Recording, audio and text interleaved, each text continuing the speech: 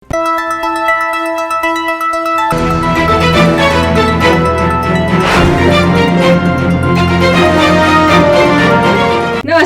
मैं Anushree Bhardwaj सुरागला news channel के रात्रि बुलेटिन में आप सभी का स्वागत करती हूँ। आज की मुख्य खबरें संक्षिप्त में इस प्रकार है। अल्मोड़ा में शॉर्ट सर्किट से लगी आग में आवास सहित लाखों का सामान जला। हल्द्वानी में ओमिक्रॉन एक्सी वेरिएंट पर स्वास्थ्य विभाग ने बढ़ाई जांच। जसपुर नगर पालिका की लापरवाही से महामारी का खतरा बढ़ा। बाराकोट के राजकीय इंटर कॉलेज की कक्षा में सांप घुसने से मचा हड़कंप। अब खबरें विस्तार से। एआरटीओ काशीपुर द्वारा चेकिंग के दौरान निजी स्कूलों के छात्र छात्राओं को ले जाने वाले 28 वाहनों को चालान किया। छापेमारी के दौरान की गई जांच में वाहन चालक के पास फिटनेस, टैक्स, अग्निशमन यंत्र, बीमा, परिचालक, फर्स्ट एड, जाली, प्रदूषण, डीएल आदि मौके पर नहीं मिले। एआरटीओ असद जान ने बताया कि इस कार्य के लिए 2 टीमों का गठन किया गया था। उन्होंने बताया कि आगे भी डग्गामार व बिना फिटनेस वाले वाहनों के चालान किए जाएंगे। धन्यवाद। मैं बताना चाहूँगा कि जो भी स्कूल वाहन नियम विरुद्ध संचालित पाए जाएंगे और जो माननीय उच्चतम न्यायालय द्वारा जो मानक निर्धारित किए गए हैं उनका अगर पालन नहीं किया जाएगा तो उनके खिलाफ कार्रवाई की जाएगी। इसी के तहत जो है मेरे द्वारा लगातार जो है स्कूल वाहनों के खिलाफ कार्रवाई की जा रही है, क्योंकि बच्चों का सुरक्षा सर्वोपरि है।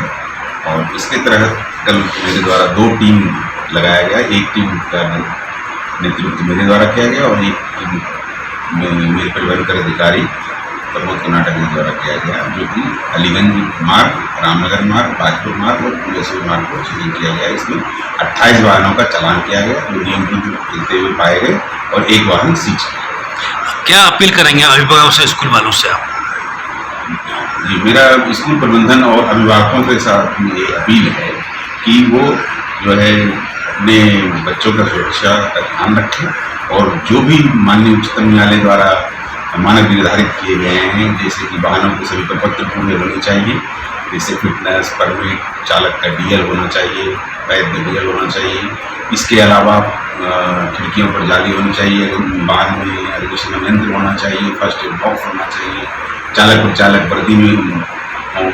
अगर ये नियमों का पालन नहीं किया जाता है तो उनका चालान किया जाएगा।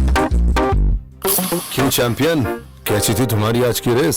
सेकंड आया। ओह, अरे पोता किसका है? देवरपन पुदीना ब्लास्ट। मम्मी, ये आपके लिए देवरपन चिप्स टैंगी टमाटो। दादाजी, आप ये ट्राई करो, देवरपन चिप्स क्रीम अनियन। कितने रनर से रेस में पार्टनर? 2।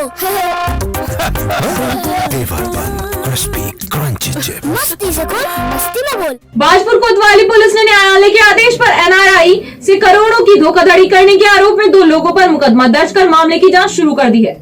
विक्रमपुर निवासी संतोष सिंह इंग्लैंड में रहते थे।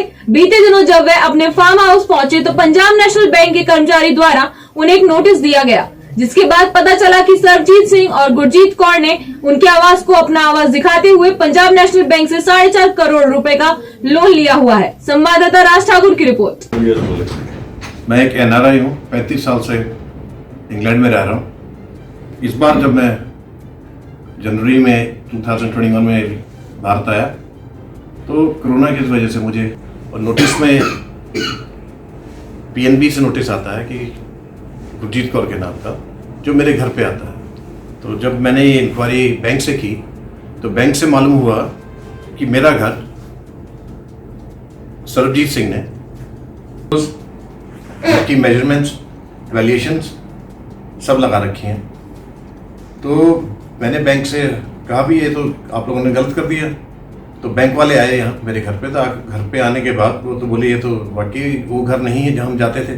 हमारा प्रोसेस थोड़ा स्लो है पर हम इस पर इन्वेस्टिगेशन करेंगे। फिर मैंने जब बात नहीं बनी तो मैं एसएसपी के पास गया। एसएसपी ने सीओ को कहा, सीओ मैडम ने एसआई को दिया, एसआई ने हंस के दिखा दिया। फिर वो मामला पेंडिंग रहा। ये बाजपुर के विक्रमपुर गांव का मामला है। इसमें एक एनआरआई हैं जिनका नाम है संतोष सिंह। उनके द्वारा ये माननीय न्यायालय के माध्यम से एक मुकदमा दर्ज कराया गया है, जिसमें उनके द्वारा 2 लोगों पर आरोप लगाया गया है कि उनकी एक ज़मीन जो कि साझे की ज़मीन थी, उस ज़मीन पर एक मकान भी बना हुआ है इसको उन्होंने बैंक में गिरवी रखकर लोन उठाया और उसके बाद वो लोन NPA हो जाने के बाद अब जबकि बैंक से नोटिस वापस भेजे जा रहे हैं रिकवरी के लिए, तो वो रिकवरी संतोख सिंह के पास आने के बाद संतोख सिंह ने इसमें मुकदमा दर्ज कराया है। मुकदमा दर्ज कर लिया गया है माननीय न्यायालय के आदेश से और अब इसमें विवेचक भगवान गिरी गोस्वामी जी को बनाया गया है और जो भी इसमें तथ्य डॉक्यूमेंट्स के आधार पर आएंगे, बैंक से जो भी पूछताछ होगी और साथ ही साथ जो पटवारी हैं, तहसीलदार हैं, इनके द्वारा भी क्लियर किया जाएगा कि वास्तविक स्थिति क्या थी, उसके आधार पर आगामी कार्रवाई की जाएगी। काशीपुर में बाजपुर रोड स्थित कृषि विज्ञान केंद्र में आयोजित 6 दिवसीय किसान मेले का शुभारंभ विधायक त्रिलोक सिंह चीमा और किसान आयोग के उपाध्यक्ष राजपाल सिंह ने किया। विधायक चीमा ने कहा, क्षेत्र में चीनी मिल लगवाने का वे प्रयास कर रहे हैं क्योंकि क्षेत्र में गन्ना का क्षेत्रफल दिनों दिन घट रहा है, इससे किसानों की आमदनी पर खासा प्रभाव पड़ रहा है। विशेषज्ञों ने बेमौसमी धान की खेती नहीं करने और बासमती की खेती का क्षेत्रफल बढ़ाने पर बल दिया। मेले में पशुपालन, उद्यान, डेयरी, कृषि, रेशम उद्योग, गन्ना के अलावा प्राइवेट संस्थान जैसे दयाल, धानुका, एम्ब्रो इंडिया, इफ्को, राष्ट्रीय बीज निगम, श्रीराम सॉल्वेंट, जय गुरुदेव समेत 27 संस्थाओं के स्टॉल लगाए गए हैं। आपके शहर काशीपुर में एक बार फिर आ गया है दिल्ली वाले दिलीप सक्सेना जी का दिल्ली चाट भंडार। काशीपुर के चैती मेले की शान 1960 से आपकी सेवा में तत्पर। ऐसा स्वाद जो सदा रही याद, नाम सुनते ही मुंह में आ जाता है पानी। दिल्ली चाट के वर्षों से लाखों हैं दीवाने। दिल्ली चाट भंडार पर उच्च गुणवत्ता युक्त फ्रेश आलू टिक्की, आलू चाट, पाव भाजी, रुमाली सोया चाप, छोले भटूरे, चाट पापड़ी, दही भल्ले, मसाला डोसा, चाउमीन, पनीर टिक्का, गोलगप्पे, कुल्फी, चुस्की आदि उचित दाम पर मिलते हैं। एक बार सेवा का मौका अवश्य दें। लालकुआं में सॉलिड वेस्ट मैनेजमेंट के तहत MRF सेंटर और कंपोजिंग सेंटर की स्थापना करते हुए नगर पंचायत के निकट एक प्लांट स्थापित किया गया, जिसमें नगर से एकत्र जैविक और अजैविक कूड़े को अलग अलग करने के बाद उसे कंटेनर में डालकर एक प्रक्रिया कर जैविक खाद तैयार की जाएगी। संवाददाता सचिन गुप्ता की रिपोर्ट। नगर पंचायत लालकुआं द्वारा जितना भी कूड़ा कलेक्शन होता है शहर का, सॉलिड वेस्ट मैनेजमेंट रूल 2016 के तहत इसमें कार्रवाई करते हुए MRF सेंटर और कंपोस्टिंग सेंटर की स्थापना की गई है, जिसमें जो है नगर पंचायत लालकुआं द्वारा वेट वेस्ट जो जैविक खाद होती जैविक वेस्ट है उससे खाद बनाए जाने का कार्य किया जा रहा है और साथ ही जितना ही ये शहर का कूड़ा होता है उसको सेग्रीगेशन करते हुए कूड़े का उचित निस्तारण कराया जा रहा है। जसपुर नगर पालिका की बदहाल हो रही सफाई व्यवस्था के कारण शहर में जगह जगह कूड़े के ढेर लगे रहते हैं, जिससे गंदगी और महामारी फैलने का खतरा और बढ़ रहा है। इसी के मद्देनजर नगर पालिका के अधिशासी अधिकारी शाहिद अली ने लोगों को बीमारियों से बचाने के लिए दवाइयों का छिड़काव कराने हेतु बोर्ड बैठक में प्रस्ताव रखने की बात कही। संवाददाता दीपक चौहान की रिपोर्ट। लाइनें होती हैं वो नाली के किनारे से निकली हुई होती हैं, तो अगर पानी रुकता है नाली के अंदर गंदा पानी, तो उसकी वजह से जो दूषित पानी है वो घरों में सप्लाई हो सकती है उसकी। इसके अलावा उस एरिया में मच्छर वगैरह पैदा हो जाते हैं या मक्खियाँ पैदा हो जाती हैं या जल जनित रोग हो सकते हैं, उल्टी दस्त हो सकते हैं लोगों को, और जहाँ पानी रुकता है उसकी वजह से दुर्गंध भी फैलती है। तो बहुत सारी परेशानियाँ जन सामान्य के लिए उत्पन्न हो जाती हैं। तो ये ज़रूरी है कि जिस भी एरिया में ऐसी समस्याएं हैं वो दूर की जानी चाहिए और साफ़ सफाई का खासतौर से गर्मी के मौसम में विशेष ध्यान रखा जाना चाहिए। मच्छरों के प्रकोप से जनता को बचाने के लिए कीटनाशक दवाइयों को खरीदने के लिए निविदाएं आमंत्रित की जा रही हैं। जल्दी दवाइयां उपलब्ध हो जाएगी और शहर को मक्खी मच्छरों के प्रकोप से पूरी तरह से मुक्त कर दिया जाएगा। 23 तारीख को बोर्ड की बैठक रखी। ओमिक्रॉन XE वेरिएंट के बढ़ते प्रकोप को देखते हुए नैनीताल स्वास्थ्य विभाग ने टेस्टिंग बढ़ाने के साथ ही स्कूलों को दिशा निर्देश जारी किया है, जिसमें छात्रों को मास्क सहित साफ सफाई और सैनिटाइजर का विशेष ध्यान देने को कहा गया है। संवाददाता दीपक अधिकारी की रिपोर्ट। हाँ, इसमें मतलब घबराने की कोई बात नहीं है। सारी तैयारी प्रशासन और स्वास्थ्य विभाग के द्वारा की जा रही है। आज ही मुख्य चिकित्सा अधिकारी के द्वारा भी मीटिंग रखी गई है, तो उसमें सब फिर से सारे स्कूल्स को और सारे जो मेडिकल ऑफिसर इंचार्ज जैसे हमारे पूरे जिले के जो 8 ब्लॉक्स हैं उनको आज दिशा निर्देश दिए जाएंगे।